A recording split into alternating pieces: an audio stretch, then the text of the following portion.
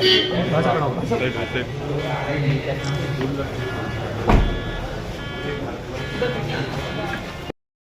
आए तब तक आपकी ताली तेज ध्वनि उनके कानों तक पड़ती रहना चाहिए।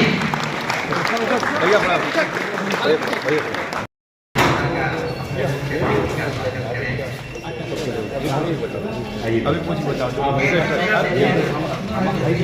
आजा इधर आ जाओ।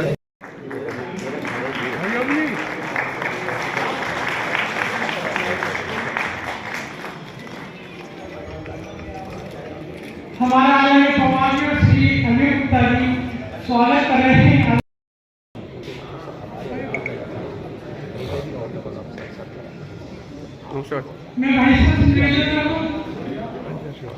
मैं आदरणीय प्रवीण शुक्ला जी, आदरणीय अर्जुन सिसोदिया जी को सुनकर के वास्तव में हम सब किस जंग से भारत माता को आजादी मिली थी उसकी याद में खो गए। आदरणीय कोमल रस्तोगी जी, आदरणीय सुमनेश सुमन जी, आदरणीय बीएन पारासर जी, आदरणीय अरुण जिंदल जी, आदरणीय श्याम मोहन गुप्ता जी, आदरणीय बीना बाधवा जी, आदरणीय डॉक्टर सरिता त्यागी जी, आदरणीय अजय प्रेमी जी, आदरणीय विनोद भारती जी। नेताजी सुभाष चंद्र बोस की जयंती के अवसर पर आप सबको मैं बहुत बहुत आभार प्रकट करता हूँ। अजय गुप्ता जी को, पूज्य पवार साहब को नमन करता है। आजादी जिन परिस्थितियों में मिली हो, आप सोचिए, सत्ता की लड़ाई नहीं, कुर्सी की लड़ाई नहीं, सड़क पर जो जुलूस निकलते हैं, जलसे होते हैं, मीटिंग होती है, भाषण होते हैं, तो कुछ प्राप्त करने के लिए हंसते हंसते फांसी के कंधे को चूम लेना, तो मुझे खून दो मैं तुम्हें आजादी दूंगा, ये नारा कोई साधारण नहीं। नेताजी भी किसी माँ के बेटे रहे होंगे, उस माँ का हृदय, उस माँ का मन कैसा होगा उस समय कल्पना भी नहीं कर सकते। अब ये कोई राजनेता कहता है तो मैं दुखी हो जाता। पूज्य पवार साहब हमारे अभिभावक हैं, लोगों ने हमको यहाँ बैठे देखा, मेरी स्थिति नहीं रहा। जब मैं पढ़ने आया था लखनऊ तो मेरे पास एक पैंट होता था, एक शर्ट होता था, चप्पल होता, जूता नहीं होता था। गर्मी में चप्पल, जाड़े में जूता इतना मुश्किल था। जब गरीब व्यक्ति को मैं देखता हूँ सड़क पर वो दुखी है तो मैं दुखी होता हूँ।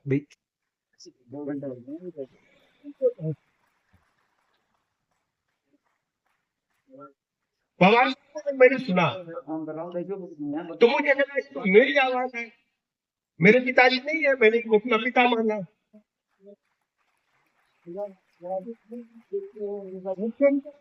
मैं अपने आप को यहाँ लायक समझता नहीं, जहाँ मैं खड़ा हूँ।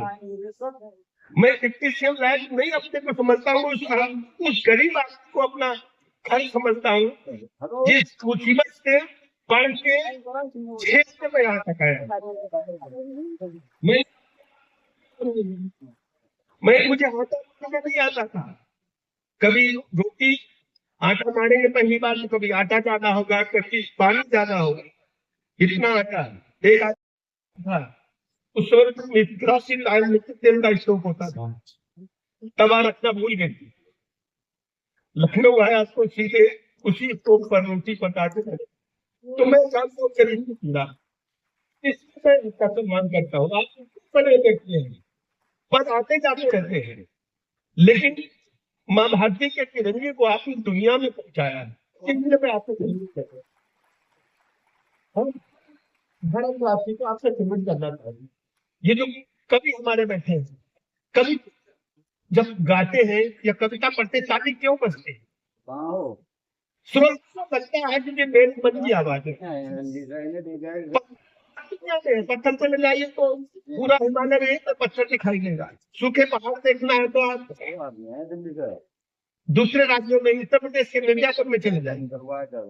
लेकिन कोई कराची आप देखते हैं तो आपको कहते हैं कि अच्छा बना है ये मंदिर, ये मकान अच्छा बना है, महल कैसे, क्योंकि सब आपने सबको पता है। मां सरस्वती की कृपा से मैं पूरे मंच से प्रणाम करता हूँ।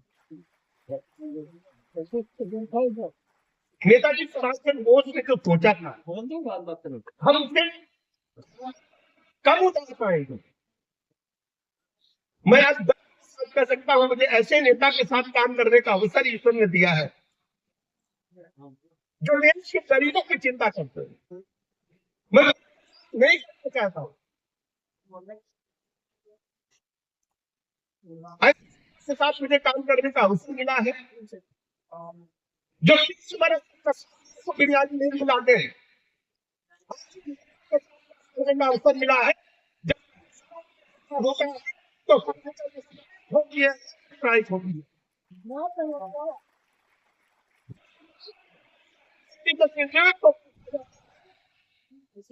तो पाकिस्तान आतंकवाद को निष्काबू करने का काम करते हैं।